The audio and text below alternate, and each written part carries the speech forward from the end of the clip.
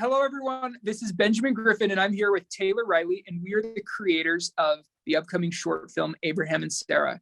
This is a perfect love story and a story of sacrifice and obedience, and it's going to be released on Valentine's Day. So enjoy the trailer, and then Taylor's going to share some of his thoughts afterwards.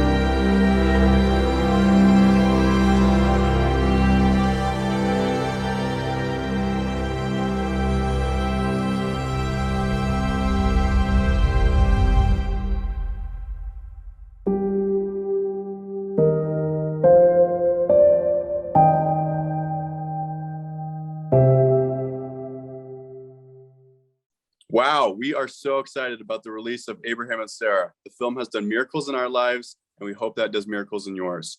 It'll be found on the Messages of Christ YouTube channel on Valentine's Day. The link is in the description. Make sure to like and subscribe and leave your comment with a feedback so we know how we did. Enjoy the film. See ya.